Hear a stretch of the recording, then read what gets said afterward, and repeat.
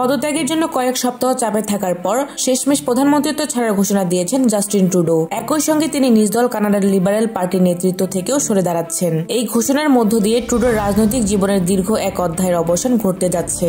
2013 সালে এমন এক সময় তিনি লিবারেল পার্টির দায়িত্ব নিয়েছিলেন, যখন দলটি গভীর সংকটে নিমজ্জিত ছিল। সেই সময় কানাডার হাউস অব কমন্সে তৃতীয় অবস্থানে নেমে গিয়েছিল লিবারেল পার্টি। সেখান থেকে দলকে টেনে তুলে 2015 সালে ক্ষমতায় বসেন ট্রুডো। এরপর থেকে টানা গত 9 বছর ধরে কানাডার প্রধানমন্ত্রীর দায়িত্ব পালন করে আসছেন লিবারেল পার্টির এই নেতা। পদত্যাগের ঘোষণা দেওয়ার জন্য আয়োজিত সংবাদ সম্মেলনে ট্রুডো গতকাল বলেন, আমি যখন 2015 সালে প্রধানমন্ত্রী হই তখন থেকে কানাডার স্বার্থ রক্ষায় কাজ করেছি, মধ্যবিত্ত শ্রেণীকে মজবুত করার জন্য কাজ করেছি আমি। তিনি আরো বলেন, প্রধানমন্ত্রী হিসেবে সেবা করার সুযোগ পাওয়ায় আমি গর্বিত। করোনা মহামারীর সময়ে আমি দেশের মানুষের পাশে থেকে সেবা করতে পেরেছি, গণতন্ত্রকে মজবুত করার জন্য কাজ করেছি। সংবাদ সম্মেলনে ট্রুডো বলেন, নিজের পরিবার ও ঘনিষ্ঠদের সঙ্গে দীর্ঘ আলাপ আলোচনা করার পর তিনি পদত্যাগের সিদ্ধান্ত নিয়েছেন। তবে লিবারেল পার্টি নতুন একজন নেতা নির্বাচিত না করা পর্যন্ত তিনি নিজ পদে দায়িত্ব পালন করবেন। কিন্তু তৃতীয় মেয়াদে প্রধানমন্ত্রীর পদে থাকা ট্রুডো হঠাৎ পদত্যাগের ঘোষণা দিলেন কেন? তিনি ক্ষমতা ছাড়ার পর লিবারেল পার্টির পরবর্তী নেতা কিভাবে বেছে নেওয়া হবে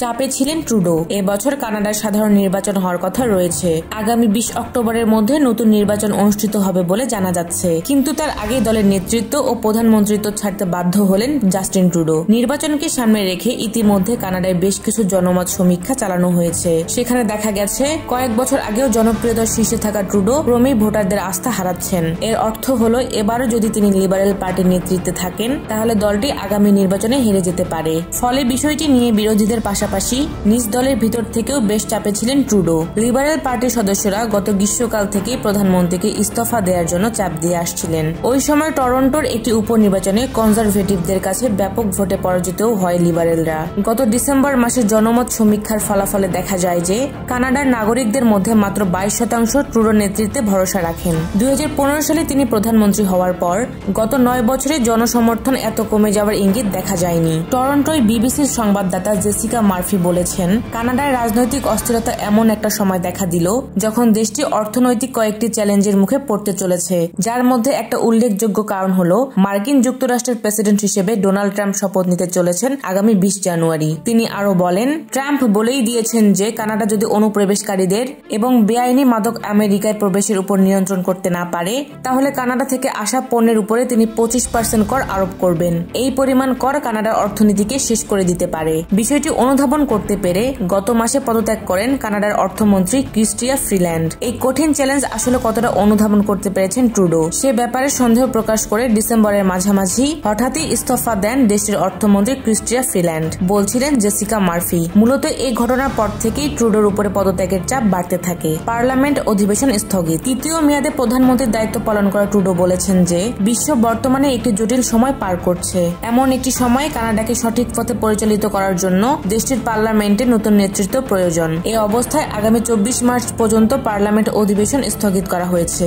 এই সময়ের মধ্যে লিবারেল পার্টির নতুন নেতা নির্বাচিত করার কথা রয়েছে। সাধারণ রাজনৈতিক সংকটের সময় পার্লামেন্ট অধিবেশন স্থগিত করা হয়। এর ফলে পার্লামেন্ট না ভেঙেই দেশে বিতর্ক বা ভোটাভুটি বন্ধ রাখা যায়। 2020 সালেও বিশেষ এক রাজনৈতিক পরিস্থিতিতে পার্লামেন্ট অধিবেশন স্থগিত করেছিলেন ট্রুডো লিবারেলদের পরবর্তী নেতাকে। পার্লামেন্ট অধিবেশন স্থগিত থাকা অবস্থায় আগামী 24 মার্চের মধ্যে কানাডার লিবারেল পার্টিকে তাদের নতুন নেতা বেছে নিতে হবে। কিন্তু কোন কোন প্রক্রিয়ায় কিভাবে দলটি নতুন নেতৃত্ব নির্বাচন করবে সেটি এখনো স্পষ্ট নয়। সাধারণত 4-5 মাসের একটি লম্বা প্রক্রিয়া অনুসরণ করে দলগুলো নতুন নেতা নির্বাচন করে থাকে। এই প্রক্রিয়ার মধ্যে আনুষ্ঠানিক একটি সম্মেলনও অন্তর্ভুক্ত থাকে। কিন্তু এবার নেতা নির্বাচন করার জন্য লিবারেলরা বেশি সময় পাবে না। তবে দলের নেতা নির্বাচনের প্রক্রিয়া যে বেশ প্রতিদ্বন্দ্বিতাপূর্ণ হবে সোমবারের ভাষণে সেটি আভাস দিয়েছেন ট্রুডো। তিনি বলেছেন যে দেশব্যাপী একটি শক্তিশালী ও প্রতিযোগিতামূলক প্রক্রিয়ার মাধ্যমে লিবারেল পার্টির নতুন নেতা নির্বাচন করা হবে। কানাডার লিবারেল পার্টির প্রেসিডেন্ট সচিত মেহরা জানিয়েছেন যে তাদের নতুন নেতা নির্বাচনের বিষয়ে আলোচনা করার জন্য